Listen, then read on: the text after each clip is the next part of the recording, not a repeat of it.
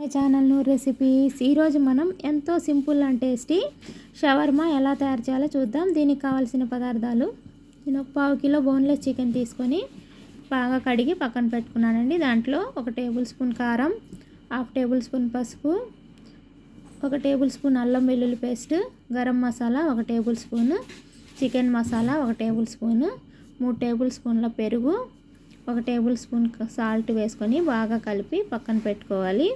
ఆ తర్వాత పొయ్యి మీద పాన్ పెట్టుకొని ఆయిల్ ఒక 2 టేబుల్ స్పూన్లు వేసుకొని ఆయిల్ వేడెక్కాక మనం తయారు చేసి పెట్టుకున్న చికెన్ని వేసి వాటర్ అంతా ఇంకిపోయేలాగా బాగా డ్రై అవ్వాలండి. చికెన్ అంతా బాగా ఫ్రై అయిపోవాలి. బాగా ఫ్రై అయిన తర్వాత ఒక ప్లేట్లోకి తీసుకొని చాకుతో చిన్న చిన్న ముక్కలుగా కట్ చేసుకోవాలండి. చిన్న చిన్న ముక్కలుగా కట్ చేసి పక్కన పెట్టుకోవాలి. నేను చపాతీలని అందరు మైదా పిండితో షవర్మా కోసం చపాతీలు చేస్తారండి. నేనైతే పిల్లలకి అరగదని గోధుమ పిండితో చపాతీలు ఆయిల్ లేకుండా కాల్చాను.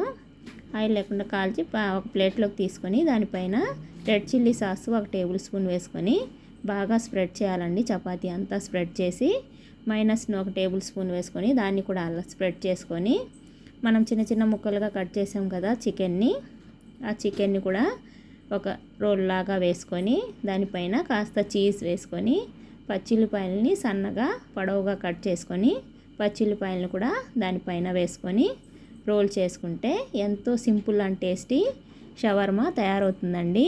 ఇది మీకు నా పిల్లలకి బాగా నచ్చుతుందండి. హెల్త్కి కూడా మంచిది. ఆ బయట తినే వాటికన్నా ఇలా తయారు చేసి పిల్లలకి ఇస్తే చాలా ఇష్టంగా తింటారు. మీకు కనుక నచ్చినట్లయితే please share and subscribe. Thank you.